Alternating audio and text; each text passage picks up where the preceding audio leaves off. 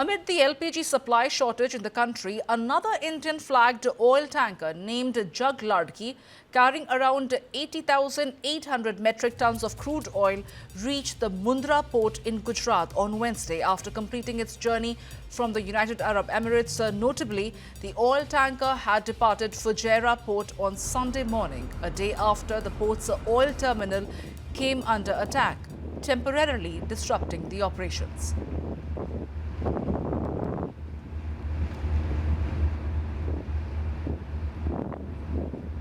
While the LPG supply crisis is looming large on the country, there seems to be some respite in the near future as another Indian-flagged oil tanker named Jag Laadki, carrying around 80,800 metric tons of crude oil, reached Mundra Port in Gujarat on Wednesday after completing its journey from the UAE.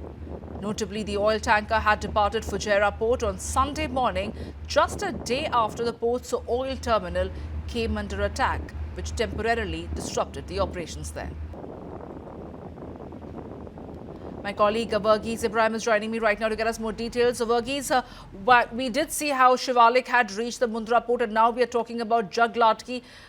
Can we now expect that there can be respite as far as the LPG crisis is concerned, or will that take a few weeks till it reaches the domestic households?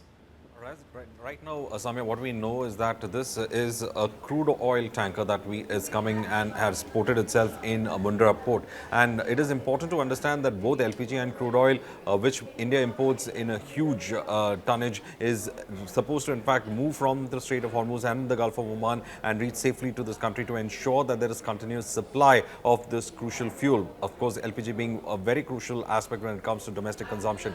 But India has ensured that there is a buffer stock of crude oil, and now we are just adding to the regular supplies to ensure that we can keep the tankers filled and ensure that our supply is not halted at our refineries, so that the requisite fuel for transport and other petroleum products are made available. Now, with Jag Laadki coming in, what we understand is that it was escorted through the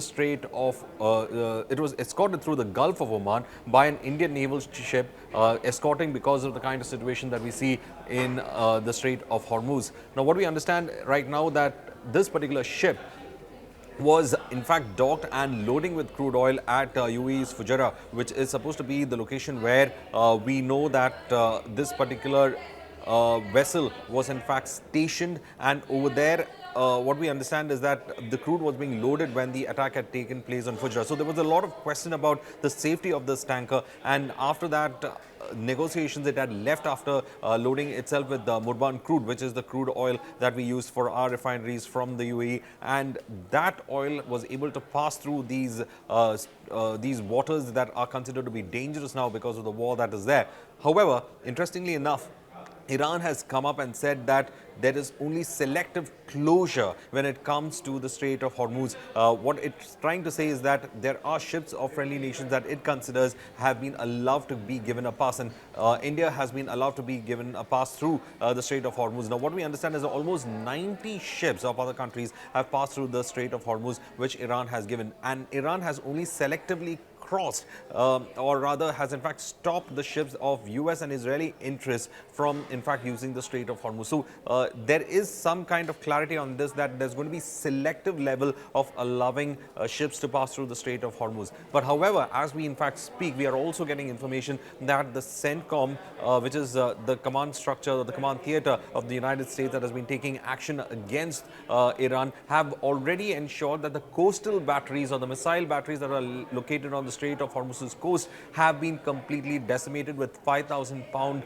bunker busters. So over the coming days, we are going to find this kind of intensity in ensuring that Iran is denied the ability to mount an attack from Hormuz on the shipping route as such. And also, there have been several calls given to others to join the policing of this particular strait. But because of the complexities involved and the diplomatic nature involved in it, many of them have not yet given the entire permission to in fact go ahead with their armed forces and carry on with the policing as we see in the Strait of Hormuz. So the complexity is in fact bound over there. But within all this, India has been able to in fact trying to get its tankers with LPG or crude oil like the Jag Laadki docking at Mundra Port. We are in fact trying to ensure that these tankers come, and we are ensuring that our supplies are in place, because it's an extraordinary situation that we see in the Straits of Hormuz, and through the Gulf of Oman. It is another manner in which we are trying to look at a route how to in fact get these oil tankers out. So there is a lot of geopolitical changes that are happening, and in that process security for our oil supply and LPG supply is something that we are looking at. But as of now, what we understand, around 90 ships of other nations have also moved in along with India's. China has been another country that has been able to move its vessels through the troubled waters of the Straits of Hormuz. So clearly, as of now, it looks like we are having a kind of a diplomatic intervention to allow these crucial ships and tankers to move from these troubled waters in towards India and to dock at the ports, and to ensure that the fuel supply, especially LPG as well as your crude oil, is not disturbed. Absolutely, Verghese. And this also appears to be a huge win, a diplomatic win for India, that it's managing to ensure that these ships carrying LPG is reaching India in a due course of time, which may not be true for several other nations. It is India that is exercising all its diplomatic might by carrying out dialogues and talks with their counterparts to ensure that there is a steady supply of oil that is maintained, even though it did lead to a crisis and shortage-like situation over here in India. It will stabilize in the near future. Would stabilize, because as of now, what we are trying to do is that those tankers that are stuck, we are trying to in fact get them towards. But to have a continuous flow of trade, or that will be something crucial that we have to look at the longer run. Because as of now, I said, the entire focus is ensure that what ships or tankers have been stuck in that troubled waters like the Strait of Hormuz, whether we can get them to the ports and immediately deliver their cargoes has been our focus as of now. And also when it comes to oil, we have been lapping up the crude that's there on the sea, which is to say the sanctioned oil of Russians that were on the sea. We have been lapping up those tankers, and we have been using that crude as well. So we are looking at multiple sources as such, but in the longer run, how much we can be able to ensure that these ships come towards our ports safely and continue with that cycle of filling, sending the tankers back and getting it filled and bring the oil back, to put that cycle or that supply route in place.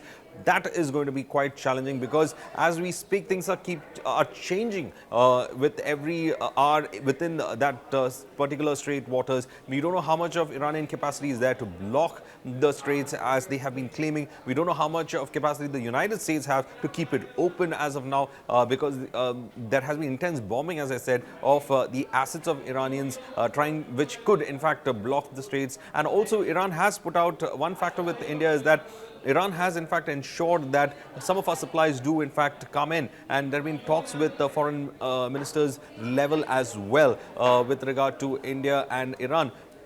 But another key factor in this that we should note is that there have been exceptions that have been made for India. Now, we are someone who could actually speak to everyone in that region as of now. We have a large population of diaspora with the Arab nations. We have ties with Israel and the US, and we also have ties with Iran. Now, we probably could be the neutral force out of there, and probably our neutrality has helped us to get those ships moving in. But on the longer run, how this thing is going to play around, because with constant attacks on the refineries, constant attack on the ports where the oil is being loaded, well, those are challenges that we'll have to navigate through, and it's going to be quite difficult as such, because as we navigate through those challenges, it becomes a diplomatic labyrinth through which the Foreign Affairs Ministry will have to walk through to ensure that these channels of communications are open, as well as these channels of trade route are open. So these challenges are still there, though the neutrality part of it has been helpful.